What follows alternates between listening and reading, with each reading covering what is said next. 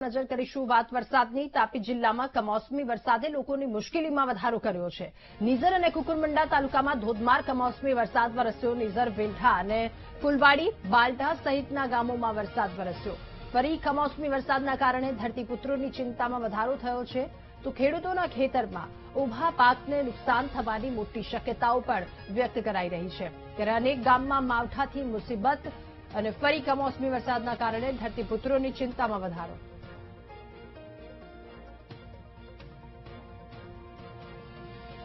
ત્યારે હવામાન વિભાગની આગાહી અનુસાર રાજ્યભરમાં હાલ છે આ પરિસ્થિતિ છે। તાપીના આપ દ્રશ્યો ટીવી સ્ક્રીન પર જોઈ રહ્યા છો। ઉભા પાકને નુકસાનની ભીતિ અને બીજી તરફ સ્થાનિકો પણ પરેશાન છે। સતત વરસાદી માહોલ છેલ્લા 2 થી 3 દિવસથી આસપાસના એ તમામ વિસ્તાર નીઝર, કુકરમુંડા કે જ્યાં વરસાદ વરસી રહ્યો છે। વધુ માહિતી મેળવીશું। સંવાદદાતા દીપક આપણી સાથે ફોન લાઈન પર જોડાયા છે। દીપક, તાપીમાં હાલ વરસાદી માહોલ શું? ચોક્કસ હવામાન ખાતાની આગાહી વચ્ચે જિલ્લામાં છેલ્લા 2-3 દિવસથી કમોસમી વરસાદ વરસી રહ્યો છે। હાલની વાત કરીએ તો હાલ નીઝર તેમજ કુકરમુંડાના જે વેલધા, ફુલવાડી, વાંકા, ચોપડી, વાલદા સહિતના આજુબાજુના ગ્રામ્ય વિસ્તારોમાં વરસાદ વરસી રહ્યો છે અને ખાસ કરીને જે રીતે વરસાદ વરસી રહ્યો છે જેને પગલે ડાંગરના પાકમાં મોટી નુકસાની જોવા મળી છે, જેને લઈને ખેડૂત ચિંતાતુર બન્યો છે। જી દીપક, આભાર આપનો વિગતો સાથે જોડાવા બદલ। અને ભાવનગરમાં પણ એ જ પ્રકારનો માહોલ જિલ્લાના ઘોઘા પંથકમાં વરસાદી માહોલ જોવા મળ્યો। ત્યારે કુકડ, પાણીયાળી, અલંગ અને સોસિયા માર્ગ પર પાણી ભરાયું છે। સતત વરસાદના કારણે કુકડ, તમસા, ત્રાપજ સહિતના રોડ પાણી થયા છે। કોઝવે અને નાળાઓમાં પણ વરસાદ વધ્યો, જેના કારણે પાણીનો પ્રવાહ વધ્યો છે। નીચાણવાળા વિસ્તારોમાં પાણી ભરાતા લોકો હેરાન પરેશાન થયા છે। ત્યારે કુકડને જોડતા રસ્તાઓ જળમગ્ન થયા છે। 2 ગામ વચ્ચેના સંપર્ક તૂટ્યા।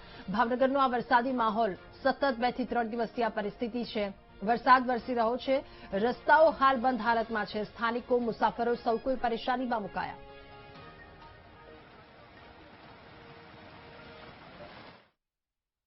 ત્યારે ભાવનગર જિલ્લામાં કમોસમી વરસાદનો કહેર મચ્યો છે। ભાંખલ, માણર, ત્રાપજ સહિતના ગામોમાં વરસાદી માહોલ છે, તો આ સાથે સોસિયા, અલંગ, માંડવા, જસપરા ગામે પણ વરસાદ વરસ્યો। કપાસ, મગફળી, કેળ અને જુવારના પાકોને વ્યાપક પ્રમાણમાં નુકસાન પહોંચ્યું, તો ખેતરોમાં પાણી ભરાતા પાક બગડવાની સ્થિતિ પણ છે। ખેતરોની આ પરિસ્થિતિ આપ ટીવી સ્ક્રીન પર જોઈ રહ્યા છો। અનેક પાકોમાં નુકસાનની ભીતિ। ભાવનગર બાદ હવે વાત કરીશું રાજકોટની। રાજકોટ જિલ્લાના ઉપલેટા તાલુકામાં પણ ધોધમાર વરસાદ। ઉપલેટા જિલ્લાના ગ્રામ્ય પંથકની પણ આ પરિસ્થિતિ। સતત વરસાદ, ગધેથડ, ઢાંક અને તરંગાણામાં ભારે વરસાદ વરસ્યો। કમોસમી વરસાદથી કપાસ, મગફળી અને સોયાબીનના પાકને નુકસાન થવાની, રસ્તાઓ પર નદીઓ વહેતી હોય એ પ્રકારના દ્રશ્યો સામે આવ્યા છે। રાજકોટના ઉપલેટા તાલુકા અને આસપાસના એક ગ્રામ્ય વિસ્તાર। ઉપલેટા તાલુકામાં ધોધમાર વરસાદ વરસ્યો। જિલ્લાના ગ્રામ્ય પંથકમાં પણ ભારે વરસાદ અને પાકમાં નુકસાન થયું છે। ચારેય તરફ આ પ્રકારના દ્રશ્યો સામે આવી રહ્યા છે। ગધેથર, ઢાંક અને તેલંગાણા કે જ્યાં ભારે વરસાદ બાદ આ પરિસ્થિતિ છે। તો મહીસાગર જિલ્લામાં પણ ફરી કમોસમી વરસાદ આવ્યો। સતત 3જા દિવસે મહીસાગરમાં પણ માવઠું પડ્યું। બાલાસિનોર, કડાણા અને લુણાવાડા તથા ખાનપુરામાં વરસાદ વરસ્યો। કમોસમી વરસાદે ખેડૂતોની ચિંતામાં વધારો કર્યો। બાલાસિનોર, કડાણામાં વરસાદ તો સતત 3જા દિવસ અહીંયા વરસાદી પરિસ્થિતિ રહી છે।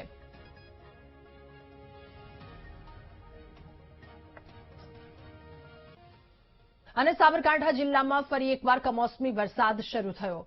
આસપાસના ગ્રામ્ય વિસ્તારની પણ આ પરિસ્થિતિ। હિંમતનગરના ધોધમાર વરસાદ વરસ્યો। કમોસમી વરસાદ શરૂ થતા ખેડૂતોમાં ચિંતાનું મોજું ફરી વળ્યું છે। કપાસ, મગફળી, સોયાબીન અને શાકભાજી સહિતના પાકમાં આ વખતે નુકસાન ખૂબ ખેડૂતે વેઠવું પડ્યું છે। ખેડૂતના મોઢામાં આવેલો કોળિયો છીનવાઈ ગયો છે। ત્યારે કુદરતની આફત વચ્ચે જગતનો તાત પણ લાચાર છે। અને ગિરનારની લીલી પરિક્રમાને લઈને લાખો શ્રદ્ધાળુઓની આસ્થાનું પ્રતીક માનવામાં આવે છે। દર વર્ષે એ નિયત સમયે શરૂ થઈ જાય છે અને રંગારંગ તૈયારીઓ પણ તેને લઈને શરૂ થઈ જાય છે। પરંતુ આ વર્ષે કમોસમી વરસાદે મોટું વિઘ્ન ઊભું કર્યું છે, કેમ કે માવઠાના કારણે લીલી પરિક્રમાનો કેટલોક રૂટ ધોવાઈ ગયો છે, જેના કારણે તંત્ર તરફથી હજુ સુધી કોઈ પણ પ્રકારની સ્પષ્ટ જાહેરાત નથી કરવામાં આવી। જોકે આવતીકાલે રૂટ પર નિરીક્ષણ પછી તંત્ર લીલી પરિક્રમા અંગે નિર્ણય લેશે। માવઠાની આગાહીના પગલે તંત્ર તરફથી અન્ય ક્ષેત્રના વાહનોને પણ પરમિશન આપવામાં નથી આવી।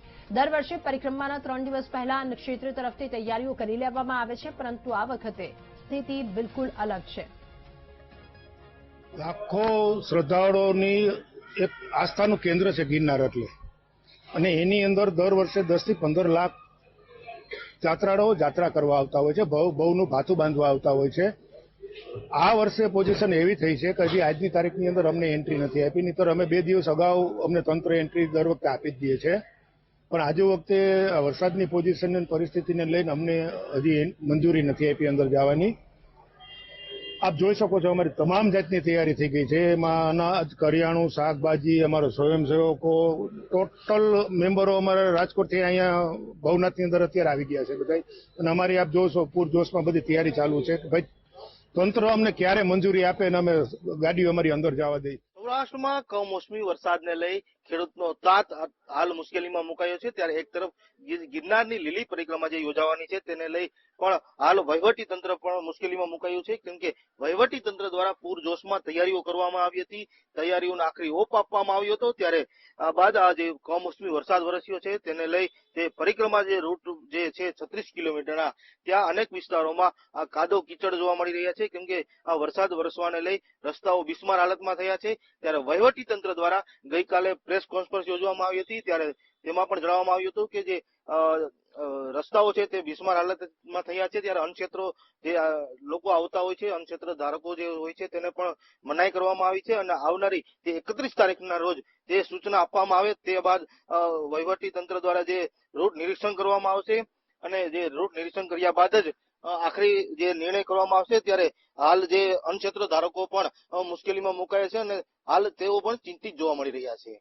જય વિરાણી, વીટીવી ન્યૂઝ, ગિરનાર.